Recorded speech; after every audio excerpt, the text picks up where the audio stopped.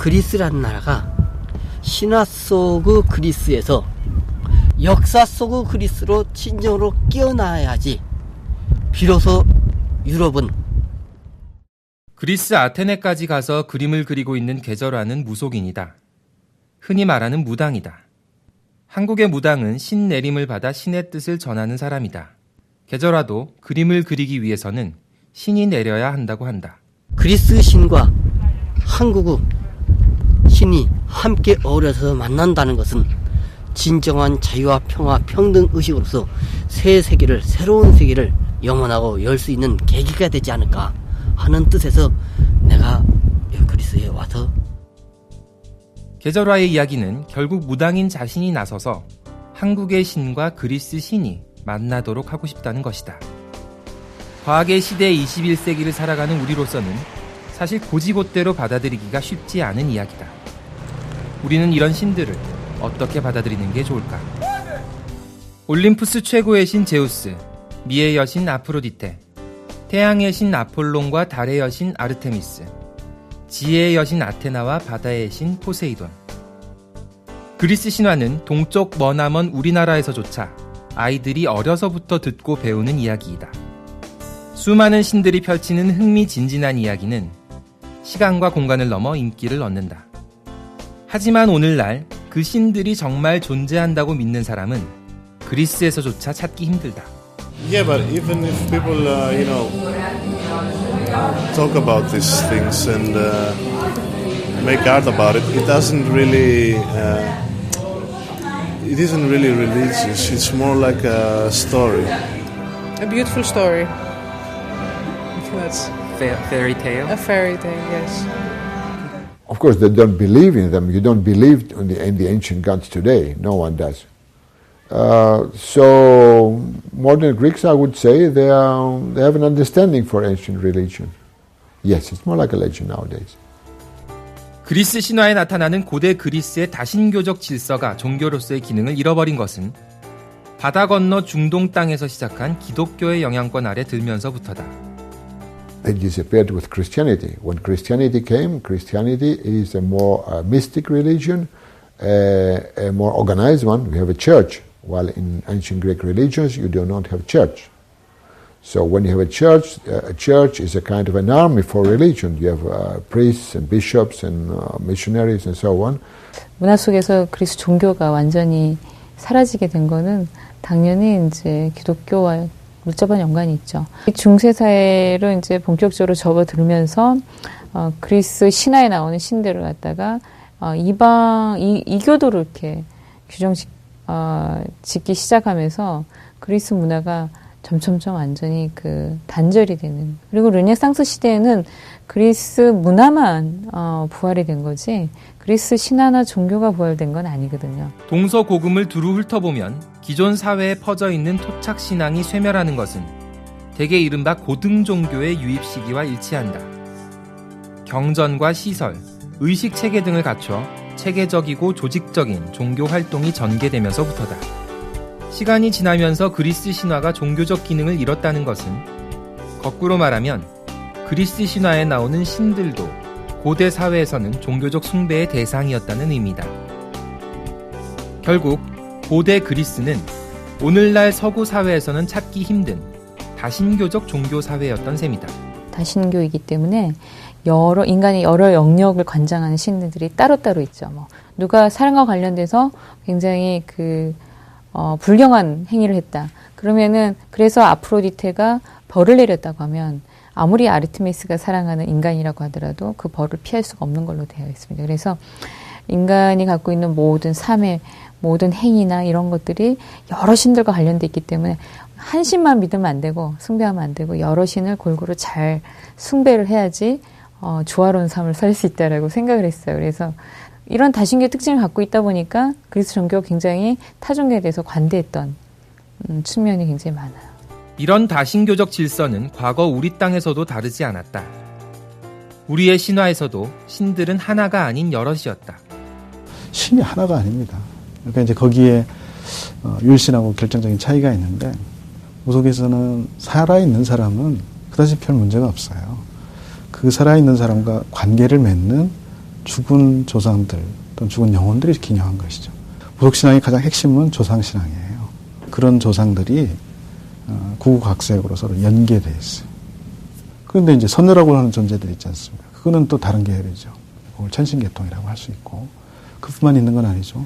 살아있는 산신도 있을 수 있고, 그 애니미즘들도 실제 무속에서 섬겨요. 다시 그런 관점에서 이렇게 신들을 배열을 해보면 가장 중앙에는 조상을 섬기는 것이지만 위아래에 이제 그런 체계들이 달라붙으니까 판테온이 된다고 할 수 있죠. 만신전. 이렇게 다양했던 우리나라의 토착 신들도 그리스 신들과 마찬가지로 역사 속에 사라지고 결국 외래 종교의 자리를 내줬다. 하지만 그리스 신화는 비교적 온전한 형태로 문헌을 통해 계승됐다. 그래서 우수한 세계학자들이 이를 토대로 서구 문명의 기원을 연구하는 반면 우리 신화는 그렇지 못한 경우가 많다.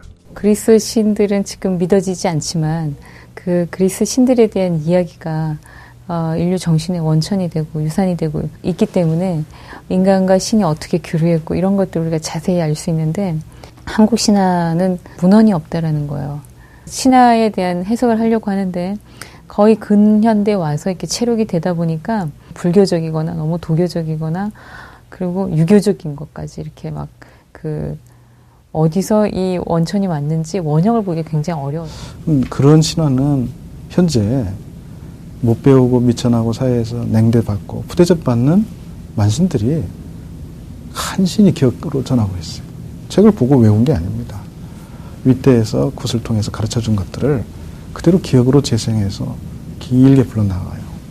대략 1시간 반 걸립니다. 그 바리공을 다 듣는데 지금 구판에서 들으려고 하지 않아요. 이제 그런 시대가 아니지 않습니까? 뭐 봐야 되고 문자로 읽어야 될 세대. 그러니까 마지막에 기억에 신락 같은 것을 기억하고 가져가고 있는 존재들이 만신이라면 이들의 행위는 이런 까닭에 그나마 최근 들어 진행된 체록 작업은 민간의 구전 또는 개인의 기억 등에 근거한 것들이 많다. 지금에 와서 오랜 신화를 되새길 필요가 있다면 그 이유는 뭘까? They would expect wisdom. Wisdom, it does not have to do with gods directly. You look for wisdom everywhere, in religion or outside religion. Before, all schools in the world would teach ancient Greek history and culture. It was considered very important to everyone. Now, education is more technocratic, and people are not armed with knowledge about religion. I do not mean that they should believe. No, they should know. Once you know, then you know when to believe and when not to believe. There is a wisdom in the old religion, and there's knowledge, and we need that knowledge. Every modern man needs that knowledge. 그리스인들의 견주면 우리의 현실은 안타깝다. 우리가 살고 있는 이 땅에 한때 살았던 선조들의 축적된 지혜를 우리는 제대로 알지 못하기 때문이다.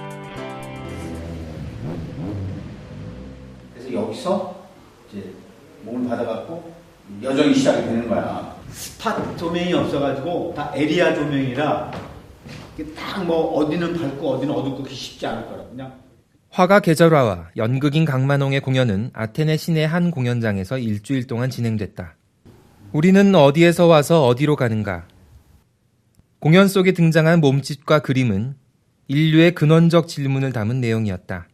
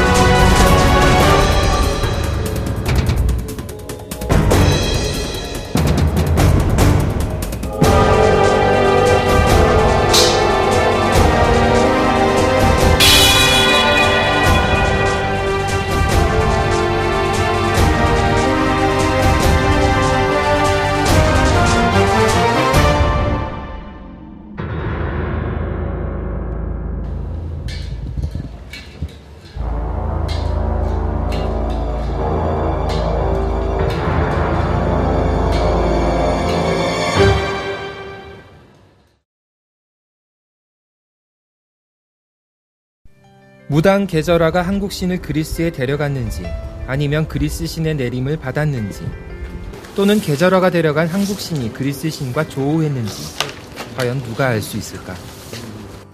분명한 것은 역사 속에 잊혀진 두 나라의 신들이 자신의 위안을 받아들여 한국과 그리스 두 땅의 새 날이 열리고 그 자손들이 번창하라는 소망이 게저라의 바람이라는 것이다. 오는 날부터 지금까지 날이 한 번도 맑게 갠 적이 없어. 그리스 신도 안다는 게 하늘이 알듯이. 그래서 우리의 신명과 그리스 그 신들이 함께 만나서 새 날이 열리면은 이 먹구름 낀 이 날이 다시 파란 하늘로 물들게 되고 밝게 아마 푸른 세상으로 펼쳐지지 않을까 하는 생각에서 내가 오늘 지금 했어요.